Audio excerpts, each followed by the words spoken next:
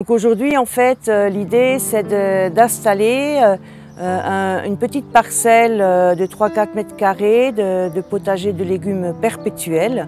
Et donc on va déjà viser un peu qu'est-ce qu'un légume perpétuel, comment l'installer, parce qu'on a non seulement une visée culinaire, qu'est-ce qu'on va en faire tout au long de l'année en cuisine, mais aussi une visée esthétique.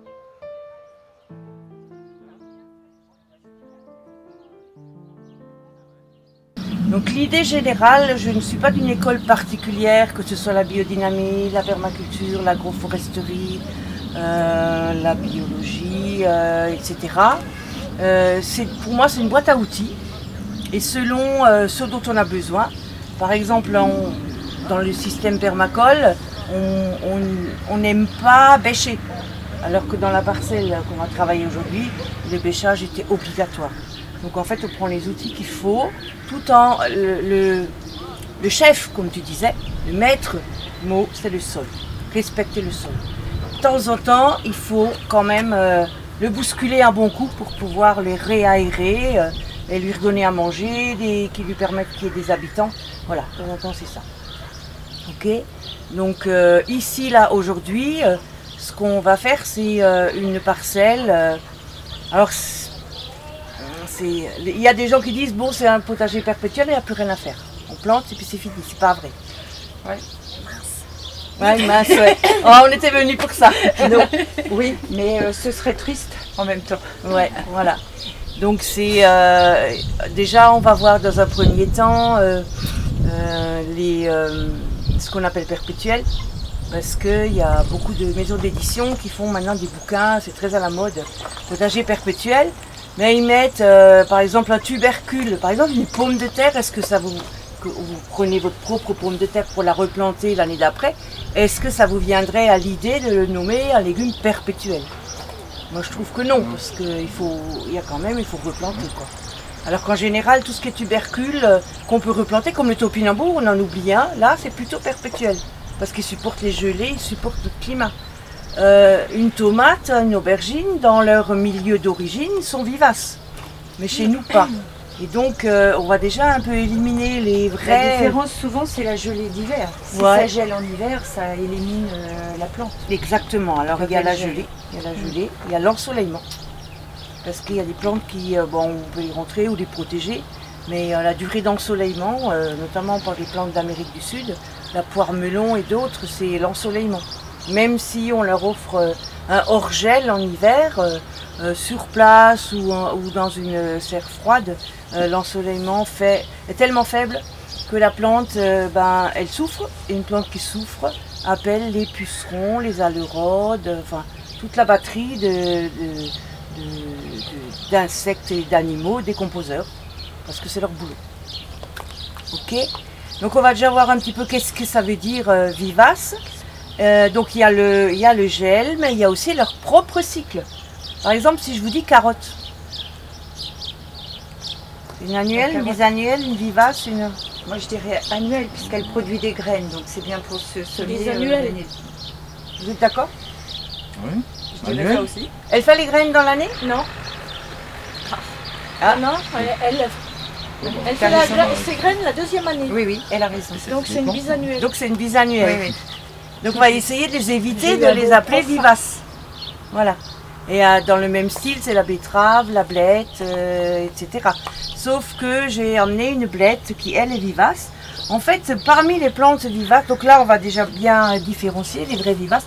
Parmi les plantes qui sont des vraies vivaces, il faut que je fasse un peu le ménage.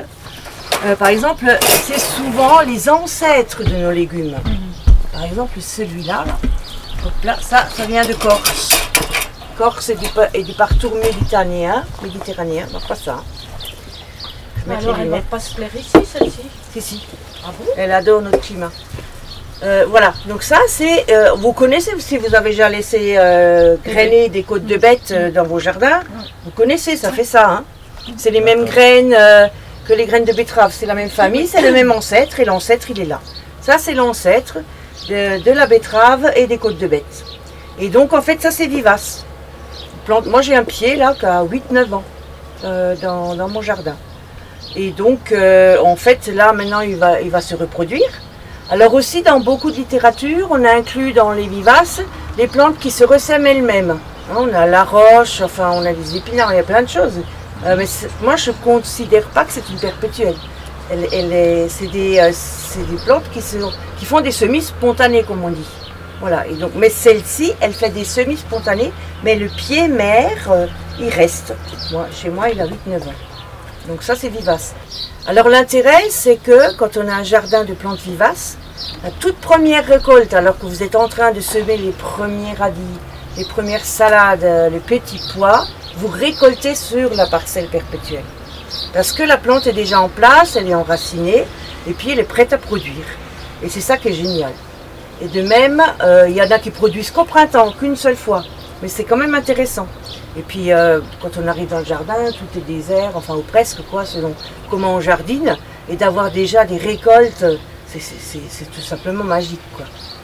Donc voilà, donc ça, c'est la blette. On la retrouvera sur place, hein, je crois, tout à l'heure. Voilà. Dans le même ordre d'idées de légumes feuilles, parce que bon, j'ai pas fini mon histoire, ça fait d'abord des feuilles, puis des graines, des fleurs, des graines, et après la racine, ou des fois avant la racine, comme pour la carotte, la betterave. Et donc nous, on stoppe, en tant que jardinier, on stoppe. Moi, j'aime bien, je leur fais toujours un clin d'œil à ces bisannuels. Je me dis, allez, 1 ou 2 pieds, c'est pour vivre jusqu'au bout. Voilà, vous apportez l'énergie, vous vivez jusqu'au bout votre vie, et on ne mange pas tout. Et puis l'année d'après, j'ai la joie d'avoir des semis spontanés. Voilà, ça ne fait pas partie du potager perpétuel, mais c'est quand même intéressant. Là, eh ben, là c'est tout simple, je vais vous faire circuler. Vous connaissez ou pas? Vous allez... On dirait la roquette. Ouais, allez-y, goûtez. Voilà, ouais, ça c'est... Allez-y, oui. C'est ça? Alors la roquette, nous, quand on la sème, elle dure 1 an. On la mangerait. Et après, ouais, ben elle est là pour être mangée. Avec un peu de Ah, sauce. oui. Ouais, mais elle est un peu forte parce que à cause de la chaleur. Ah ouais? Il n'y a pas assez d'arbre. C'est comme les radis. Les radis qui deviennent piquants, c'est quand il fait trop chaud et puis pas assez. Alors il y a ceux qui aiment et puis ceux qui... En général, on mange rarement une salade de roquette. On la met dans autre chose. Elle arrache là, oui. Ah, mais c'est Parce qu'elle n'a pas eu assez d'eau, elle vient de la serre en plus. Donc, essayez de comprendre. Hein, en général, quand il y a un souci de saveur ou un souci sanitaire, c'est la raison, c'est le jardinier, hein, c'est pas la plante. Donc, moi, j'ai compris qu'elle m'a dit, là, ouais, j'aurais aimé plus d'eau, en plus je suis sous serre. Tu m'as oublié. Voilà, etc. Voilà. Donc la roquette, ben, c'est pareil que là.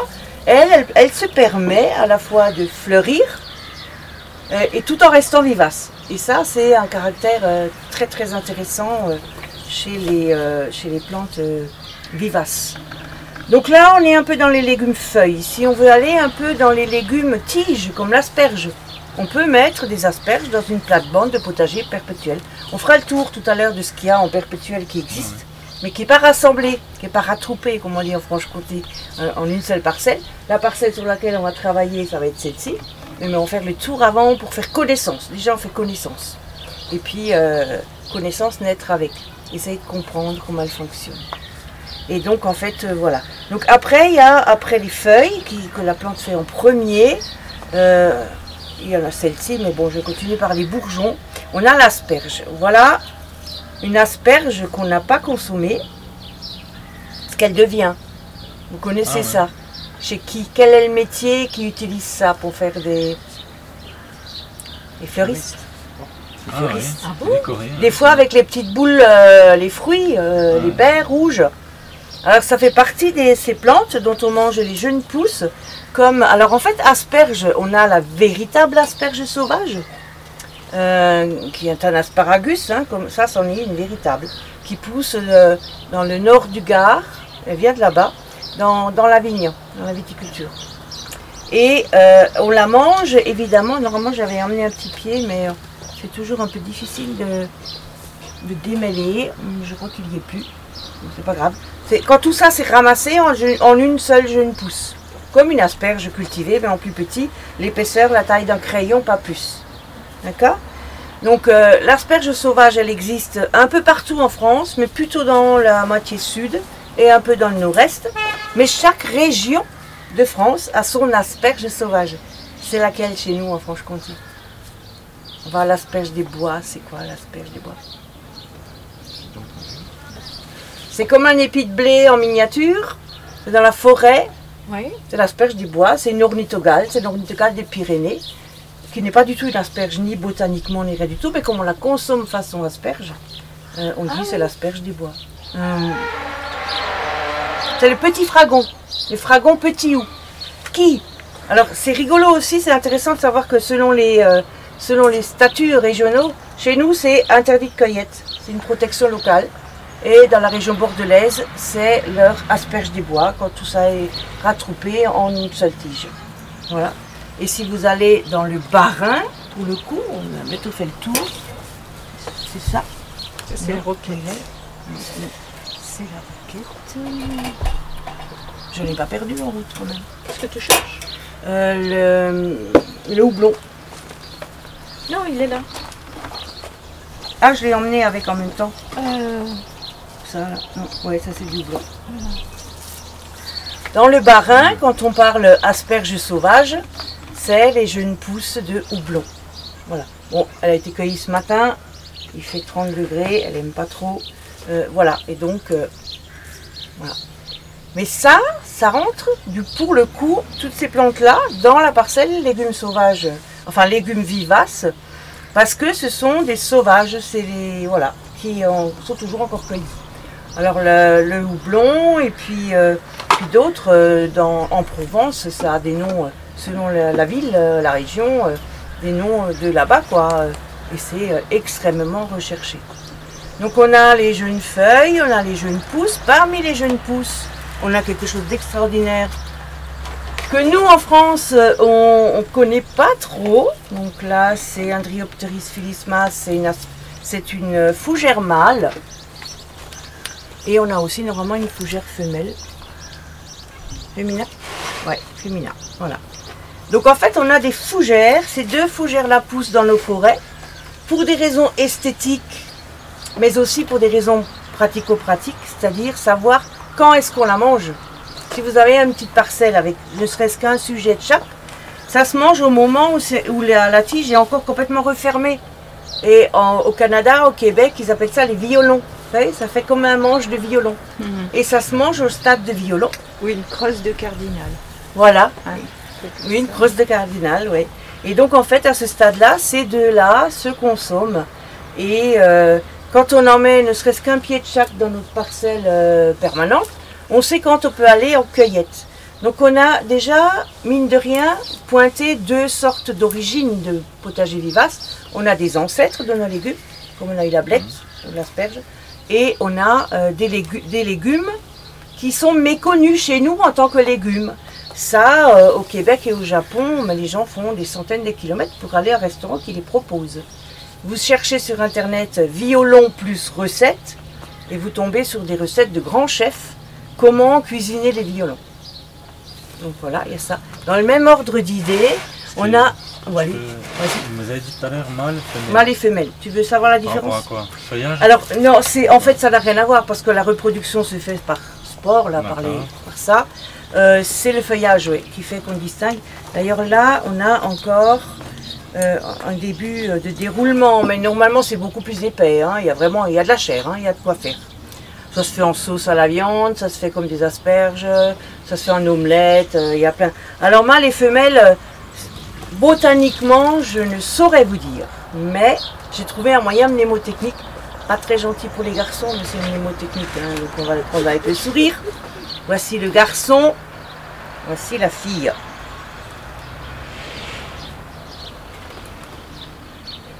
C'est un peu plus fruste là, hein. On a les folioles de la grande feuille, qui sont redécoupées vaguement, et la fille, ben, elle fait de la dentelle. Elle est mieux coiffée. Et voilà, elle est mieux coiffée, elle fait de la dentelle, voilà. Bon, c'est des moyens mnémotechniques. Après, moi j'aime bien aussi en avoir un ou deux pieds à la maison, même si je pars après en cueillette, c'est parce que, justement pour la reconnaissance. Parce que les premières années quand j'en récoltais, il y a des sites où vous avez les deux mélangés, avec une troisième qui n'est pas comestible. Sachant qu'elle n'est pas toxique non plus. Donc c'est juste ça, c'est les deux meilleurs. Elle n'est pas toxique non plus.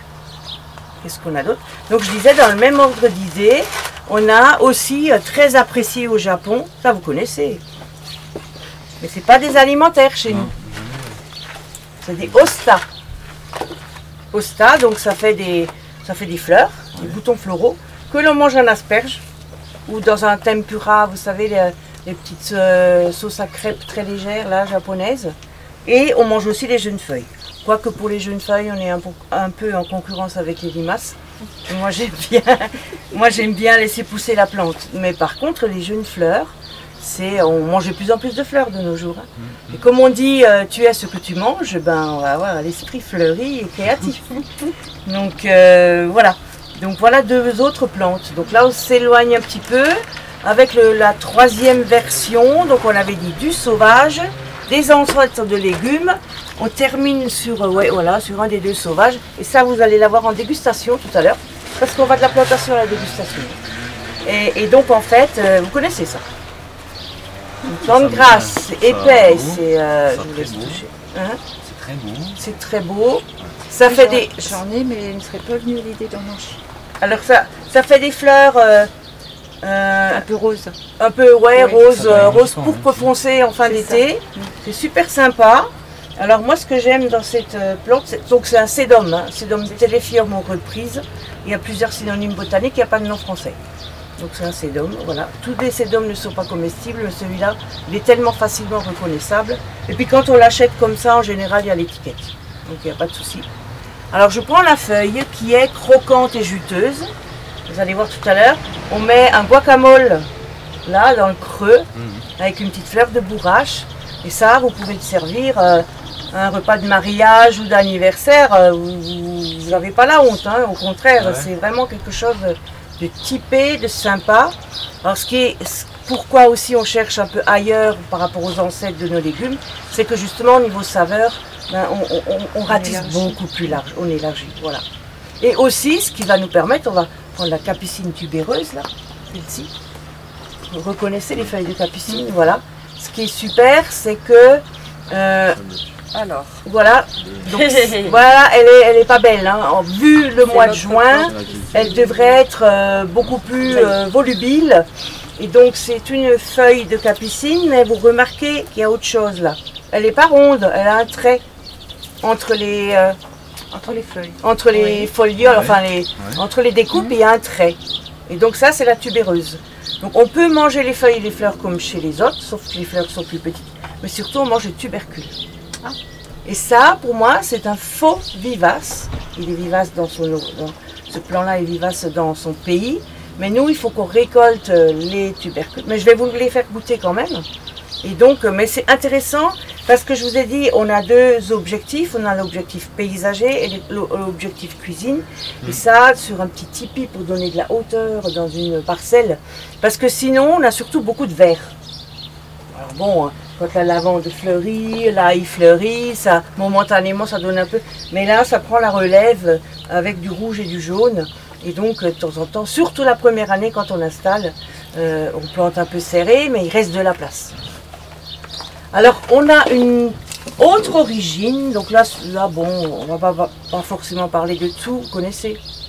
Les tacons, là, qu'on faisait comme ça, claquer quand on était môme. C'est le silène enflé, dont on mange au printemps les jeunes pousses qui ont un goût de petits pois crus. Là, maintenant, c'est trop tard. Donc on a donc l'origine, pour résumer, plantes sauvages, ancêtres de nos légumes, plantes ornementales mais qui sont consommées ailleurs. Et on a encore une autre origine, ce sont les aromatiques, que l'on peut aussi mettre. Alors là, c'est pareil, alors la rosée, c'est la pimprenelle, dont les jeunes feuilles ont un petit goût de concombre, et qu'on met dans une salade de concombre pour refaire un rapport, comme on fait un peinture ton sur ton. Là, c'est goût. Ça relève le goût. Ça relève le goût. Louis XIV disait pas d'amour sans jolie demoiselle, point de salade sans gentil pimprenelle. Voilà. Donc, vous voyez, on a de l'avenir. En fait, en fait, c'est infini. La seule restriction pour moi, pour être honnête, c'est ce qui est vraiment vivace. Et il faut avoir conscience que si on fait une exception, on a le droit. Hein. Pourquoi on n'aurait pas le droit? Si on fait une exception, ben on le sait. Et en général, c'est les 2 premières années, le temps. Par exemple, le temps que la lavande s'étale comme ça a pris combien d'années?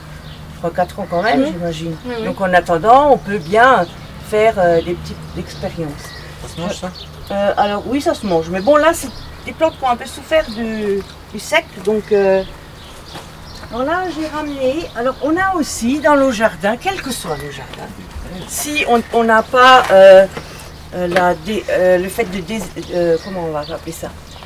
L'inflammation de la propreté, j'essaie de faire un truc avec X qui veut dire inflammation.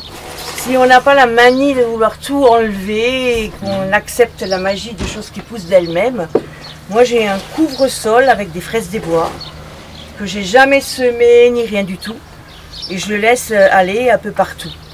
Alors ça nous amène aussi vers comment on les reproduit. Hein, là par exemple la fraise des bois c'est les stolons. Là, c'est le semis au départ. Là, pareil, c'est le semis ou de l'achat.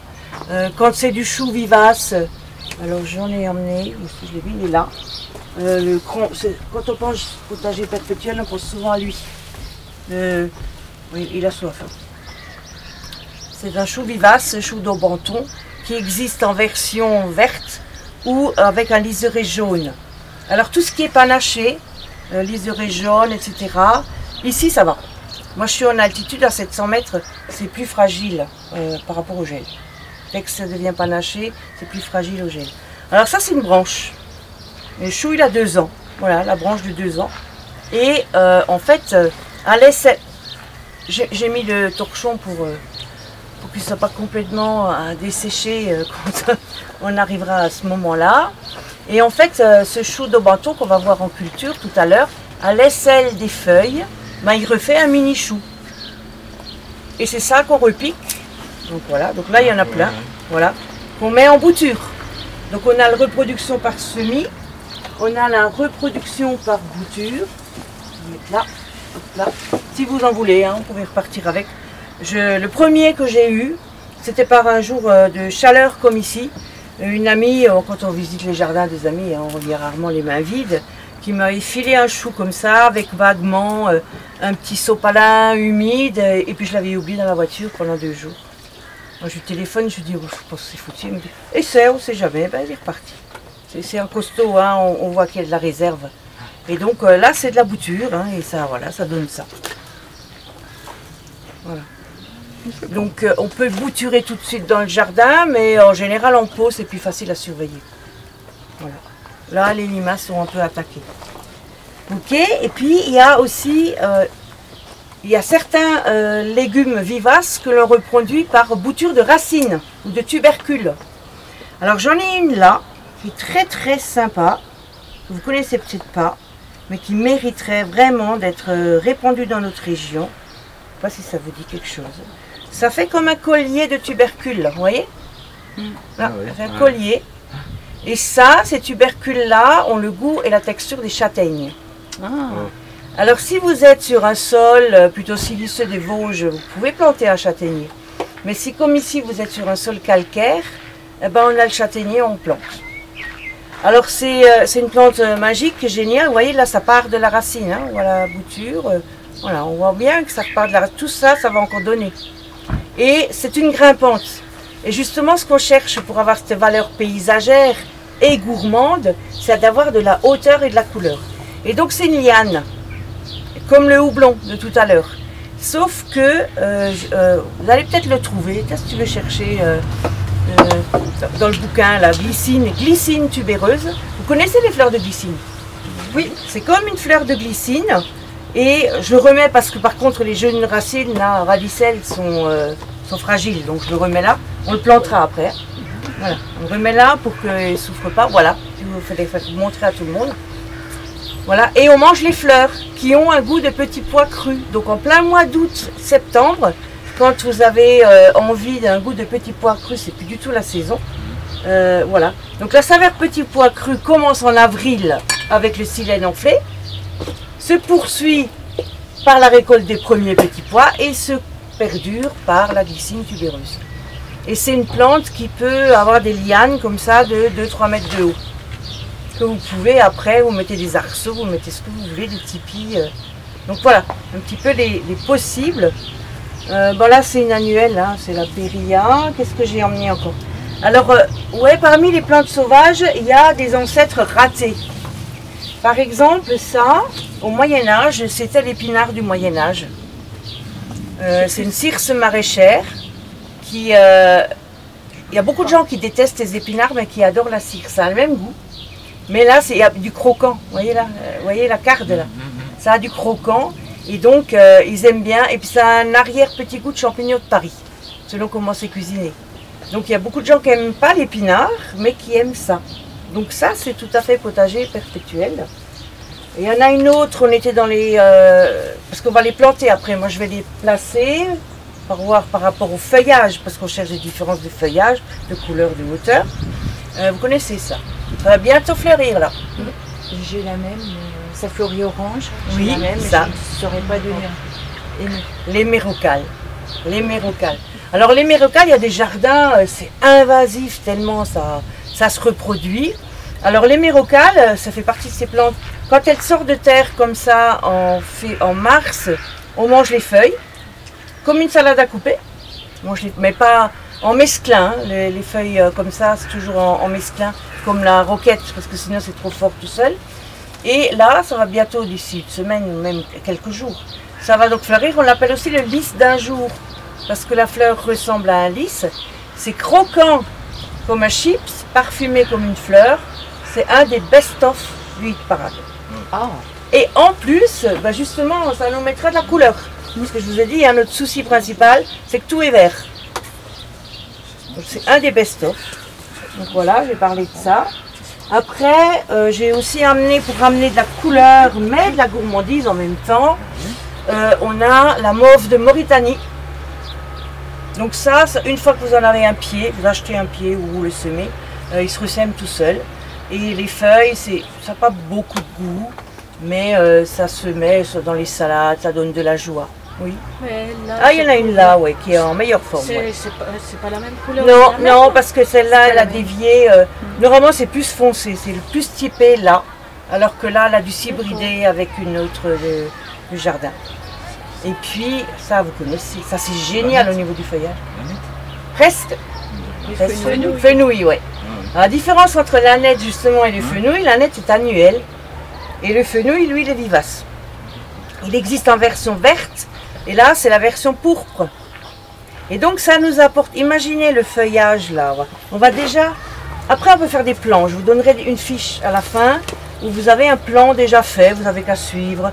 Mais moi, je trouve que c'est beaucoup plus amusant de faire son truc soi-même.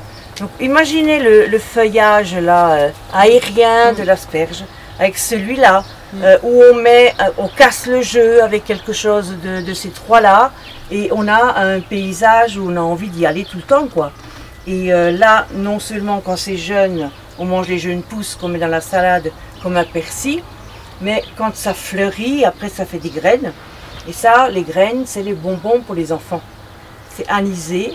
Et quand j'ai des enfants qui viennent au jardin, je leur dis « Ah, j'ai des bonbons dans le jardin, ils viennent manger les graines, c'est anisé, c'est sucré. » Et voilà, c'est résumé, c'est adopté. Mais c'est pas le fenouil bulbe? Non, c'est pas le fenouil bulbe, c'est vraiment un fenouil bulbe, il est bisannuel comme la carotte, il fleurit la deuxième année.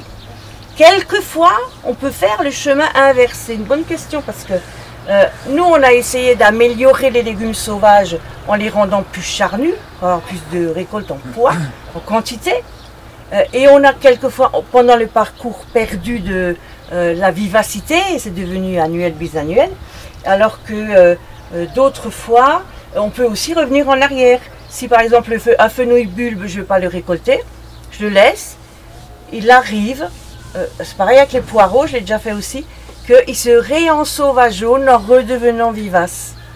Et c'est une expérience assez intéressante. On fait à l'envers la sélection massale que nos ancêtres ont fait. Et c'est amusant, c'est bien. Et puis on a le résultat. On a le résultat vivace qu'on veut, en fait. Et elles s'entendent toutes très bien ensemble? Alors il n'y a pas de désaccord. Ouais. La seule chose qu'il faut vraiment voir, c'est l'ombre et la lumière. En fait, quand on jardine, on a toujours beaucoup à apprendre parce que c'est pas un truc fini, clos. On est à la fois explorateur de nouvelles plantes, de nouvelles techniques, de nouveaux outils, et on est aussi détective privé quand il y a quelque chose, ah bah tiens, quand je vous ai goûté là, la roquette qui était trop forte, bah ouais, mais la roquette elle y est pour rien, c'est moi qui ai loupé un arrosage quoi. On se remet en cause et c'est un truc infini quoi. Et c'est pour ça que le partage est tellement important et que les jardins partagés, parce que chacun apporte sa sensibilité, son sens de suivre le truc pour comprendre ce qui marche et ce qui ne marche pas. On a de l'oseille, c'est un épinard, oseille patience. Donc c'est comme l'épinard sauvage que je vous avais montré, mais là c'est un épinard, l'ancêtre de nos épinards. Et dans les oseilles, on a aussi des oseilles pourpres, qui ont des saveurs un petit peu différentes. Et l'astuce pour que ce soit moins acide? Alors l'astuce, j'en ai fait ce week-end, c'est très acide. Alors l'histoire avec l'oseille, c'est que ça, déjà tout le monde n'aime pas, et puis ensuite, comme l'amertume, il y a des saveurs comme ça qui ne sont pas, qui font pas consensus. C'est de doser, c'est le dosage. Mais il faut savoir que ça peut faire des calculs rénaux ou autres. Donc il y a des pathologies où il ne faut pas d'acide oxalique. Voilà, il ne faut pas cette acidité-là, mais c'est une question de dosage en fait, c'est tout. Alors là, c'est... Donc lui, il est candidat. Voilà. Et donc là, c'est un poireau vivace. Il y a les petits pieds que tu peux en mettre voilà. dans le... Donc ça se multiplie, ça c'est division de touffe. On a parlé de semis, de boutures de racines, boutures de feuilles. Là, comme les mérocales, on coupe en petits bouts et puis on va le faire, je pense. C'était de la terre très très dure. Ce qu'on a fait, on l'a travaillé à la bêche et puis on a ajouté de l'or brun, 3 sacs d'or brun, bien mélangé, casser les mottes. Les gars de chantier d'économie solidaire ont travaillé plusieurs fois dessus. Et puis, la semaine dernière, en fait, on a mis du fumier de cheval. Oh. Voilà. C'est une terre qui, normalement, si on avait vraiment très bien voulu faire, on aurait semé un engrais vert pour l'enrichir, apporter de la matière organique, qu'aurait apporté des vers de terre, des colamboles, des cloportes, des millepattes, etc. et qui aurait fait un sol. Donc là, on est dans un non-sol qui va se faire parce qu'au fur et à mesure qu'on va tailler, récolter, puis après on va pailler, donc il va se faire, mais on commence pas avec un bon point, on va dire. D'accord? C'est juste pour vous le dire. Quoi. Chez vous, si vous avez une parcelle, si vous n'êtes pas pressé, ou vous dites oh, je ferai ça l'année prochaine, anticipez. Semer un engrais vert. Alors si le sol est très pauvre, plutôt une légumineuse fabacée, genre des lentilles, enfin des pois vivaces, des choses comme ça. Et si le sol est plutôt bien, comment dire, il est plutôt brun, on va dire déjà, il a déjà de l'humus, mais il faudrait lui donner un peu de vie. Alors là, vous avez le choix avec d'autres choses, la facélie, des plantes plus ornementales, on va dire. Alors on part toujours de l'existant. Hein. Là, on n'a pas planté avant que vous veniez. On regarde toujours l'existant, est-ce que l'on le garde ou pas, hein, quel que soit l'endroit où vous irez. Donc la question ici, bon, le laurier sauce se porte bien, la ciboulette aussi, avec la bourrache, avec l'Artemisia vulgaris là, qui est à côté, elle ne gêne pas. Moi, avant d'arracher une herbe, l'Artemisia vulgaris, on n'aura aucun intérêt. Mais comme pour l'instant tout est vide, j'arrache pas. Donc voilà ma conception. Par contre, lui, on se pose des questions. Il est mort. Toi, tu le veux mort. Moi, j'ai un doute. Ah, il est encore... Vivant ou mort? Ouais. Hein? Je le vois en serre. Hop là, pardon. Il faut lui laisser une chance. Moi, je l'enlèverai. Non, mais elle l'aime pas. Donc après, vous savez que le jardin est le reflet de l'âme du jardinier. Mais pour moi, il n'est pas mort. Oui, mais c'est quand même incompréhensible alors que jusqu'à l'année dernière elle allait bien. Pourquoi là maintenant elle nous fait une crise? Moi je sais pourquoi. Parce que chaque fois que tu passes devant, tu lui dis je t'aime pas. Bah, tu plaisantes, sinon je l'aurais pas replantée là, c'est moi qui l'ai mise là. Hein. Et là, tu vas voilà. Bah, en fait elle l'aime pas. Comme c'est elle la jardinière du lieu. On voit bien qu'il est vivant. On voit bien qu'il est vivant. Un peu de relief. Moi, je verrais bien un truc, je sais pas, un truc comme ça. Après, je vais à l'instinct. Mais je vous donnerai après un plan déjà fait. Ça peut aussi, des gens qui ont besoin d'être rassurés, sont cartésiens, je plante ça à côté de ça. Je vous donnerai ça, il n'y a pas de souci. Moi, j'aime bien fonctionner à l'instinct. Je me dis là, c'est une certaine hauteur, presque la même ici, mais ça va monter. Je verrai bien que ça, il y a un peu crescendo, quelque chose qui monte et qui redescend gentiment. Et puis avec des plantes en bordure, ce que je récolte plus souvent, que j'ai pas besoin de mettre les pieds dedans, et puis avoir de la couleur. Alors, moi je pose, et vous, après au fur et à mesure vous dites, et je vous laisse planter. Donc moi en fait, je verrai bien, ça prend 2 mètres de haut. Au fond. Ouais.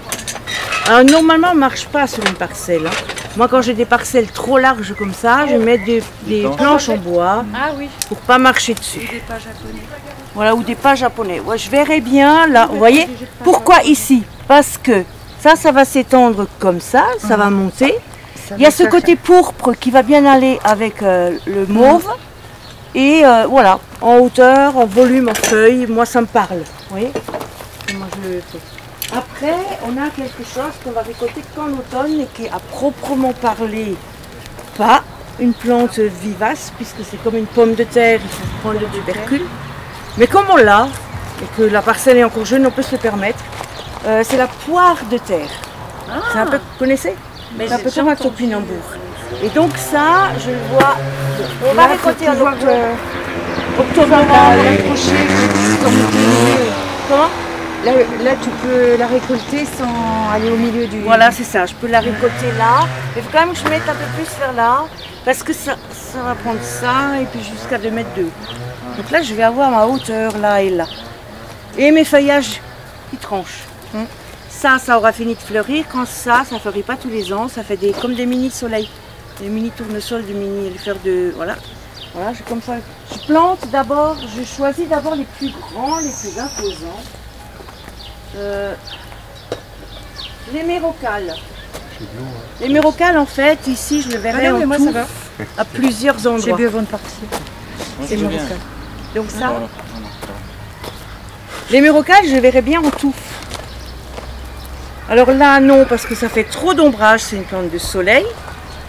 Là, parce que j'ai déjà des... Ouais, plutôt vers là-bas, ouais. Hop là. Donc la hauteur définitive, c'est la hauteur de la tige fleurie. D'accord? Voilà. Parmi les plus hautes, il y a cette circe, qui était un légume au Moyen-Âge, qu'il ne faut pas mettre ici parce que elle cacherait le laurier, ni ici. Mais comme c'est une costaud, tu veux que je la mette elle irait bien là. Chaud? Ouais, si tu veux. Ouais. Voilà. Alors là, je regarde, j'observe. J'ai déjà des feuillages. Là, regardez les différences de feuillage. Du feuillage très découpé. Là, c'est un feuillage assez original. Qui va faire des grosses feuilles comme ça. Ça peut se... Ça va pas se concurrencer, ça va se compléter. On aime ainsi. Quelque chose que je vais cueillir au printemps, qui après que je laisserai vivre et se ressemer. On en a parlé de ça ou pas? Le Kénopo de Bon-Henri. Non. Hein, c'est une sauvage qui a été cultivée. Alors plus bas. Non, pour faire le trou plus bas. Plus profond. Voilà. Alors l'idée c'est que là où c'est jaune, c'était enterré. Ouais. Donc il faut refaire pareil. Parce que si on fait juste un dôme, ça va juste pour l'arrosage, ça va pas le faire. Ok. Ok. Il y a d'autres outils hein, si vous voulez continuer. Ouais, allez-y. Ah, on peut commencer vous pouvez y aller. Moi je vous suis, je vous observe et puis je continue de placer. Donc il faut bien mettre à hauteur, hein, par exemple là. Donc, vous voyez comment je fais? Regardez, quand je retourne, voilà, pour que tout fiche pas le camp. Voilà, bien mettre à la même hauteur. Je vais chercher une bêche. C'est encore juste, mais j'étais en dessous du niveau du sol, de ce niveau-là. Ah ouais, ben ouais, il faudra qu'elle s'acclimate alors. Ouais, on laisse comme ça. Mais ça sert à rien de faire un dôme, je veux dire. Elle va s'habituer, mais ça sert à rien de faire un dôme. Je vais recouvrir un petit peu ne serait-ce que pour qu'elle tienne droit. Voilà. Donc en fait, on raisonne par étage et contraste de fleurs, de feuilles et de fleurs. Il faut savoir l'envergure que chaque. C'est ça, mais ça vous aurez dans le tableau. Hein. J'ai un tableau avec des colonnes. la hauteur, le diamètre, la période de récolte, etc. D'accord? Ça, pour l'instant, vous êtes obligé de me faire confiance. Là, je pense que c'est pas mal. Hein. Parce que je connais les plantes. Parfait. Au passage, je regarde si je ne vous ai pas amené une limace ou deux en cadeau. Ouais. Ça peut arriver. Parce qu'on voit le passage. Ça, ça c'est va. une image du mal sorti. Voilà. Au fond, c'est ça? Non, là, c'est bon. Non, non, mais vous. Ah ouais. que vous mettez Ouais, mais au ça, fond. c'est du journal. En fait, c'est pour les trous, pour que ça. Voilà. Par contre, tu vois qu'il y a de l'herbe là. Il faut désherber en Enlève même ça. temps. Tu vois. Voilà. Hop, hop. Je mets le fenouil. Ouais.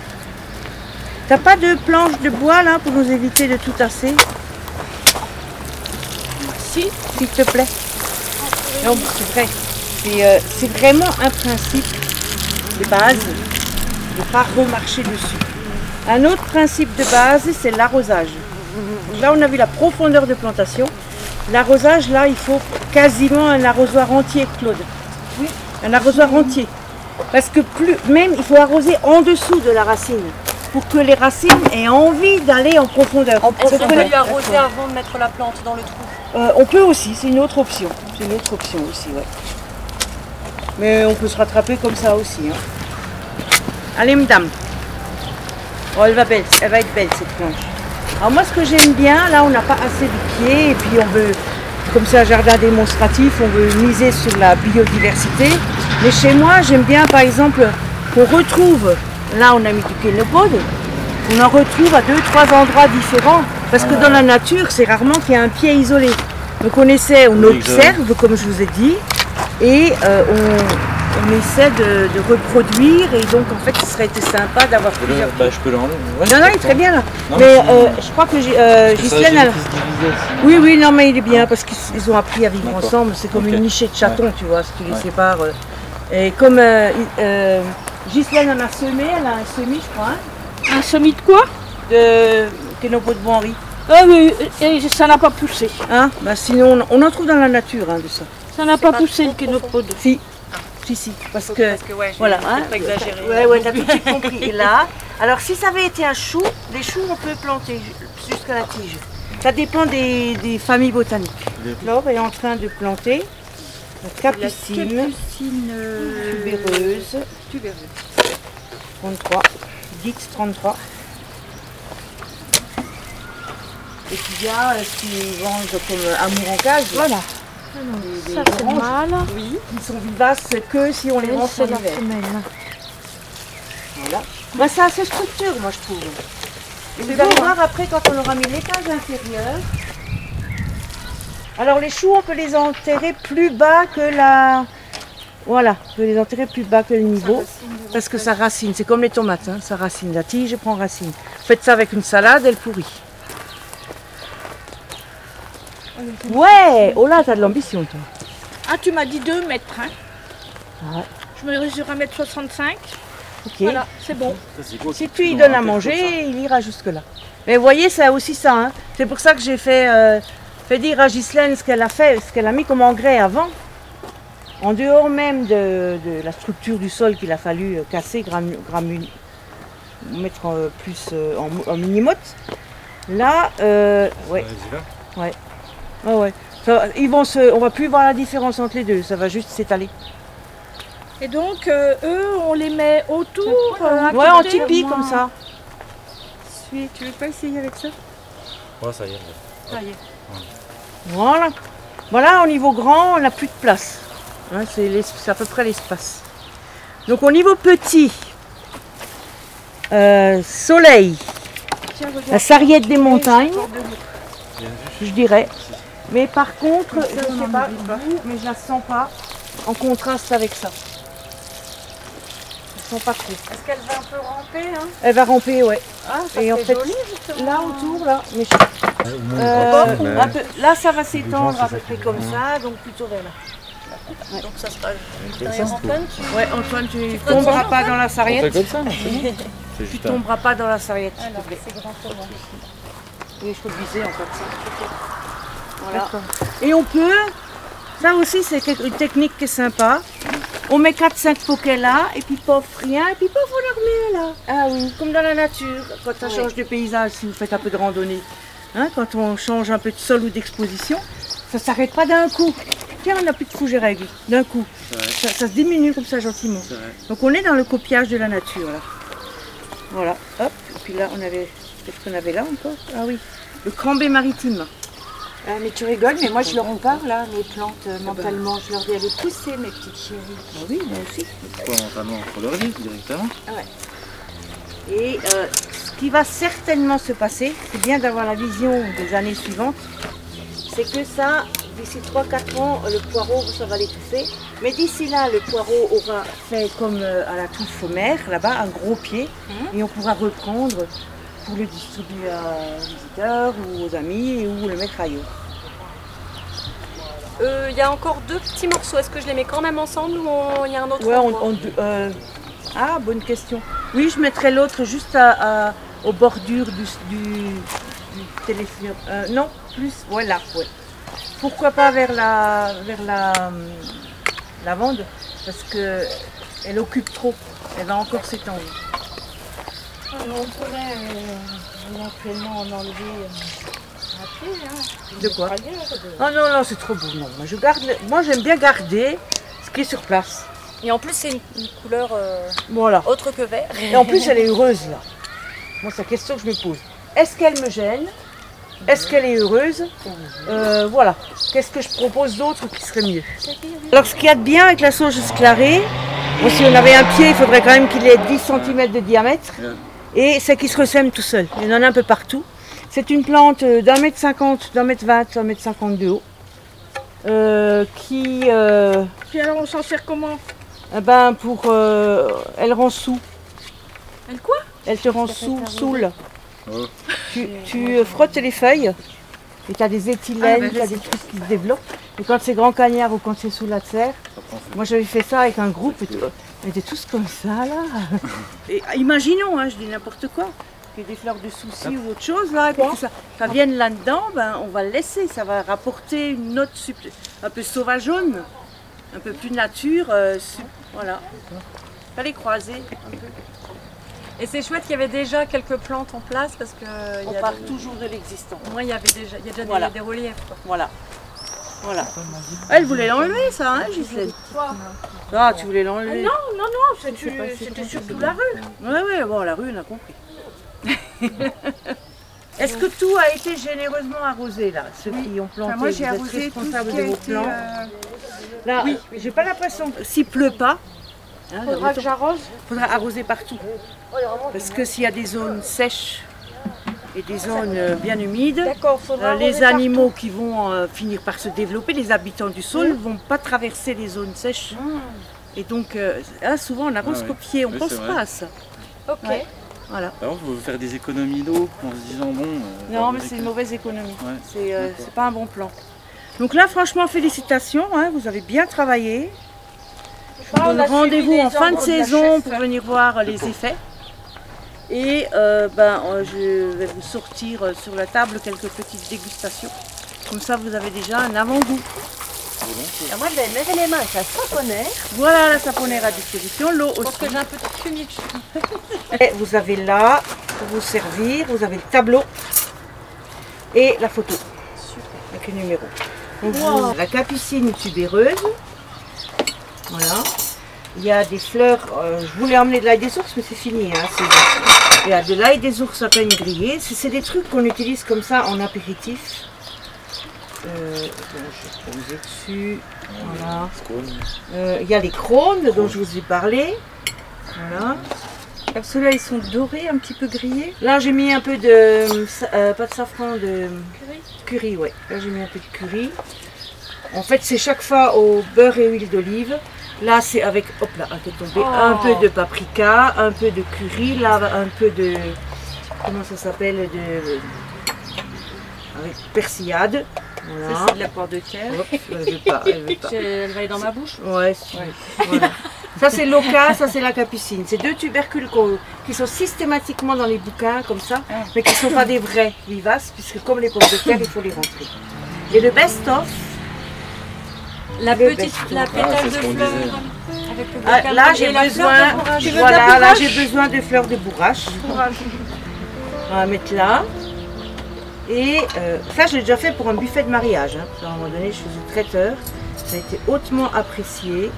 Donc je mets ça comme ça. Voilà. Et la fleur de bourrache. C'est quoi? Là, c'est un guacamole.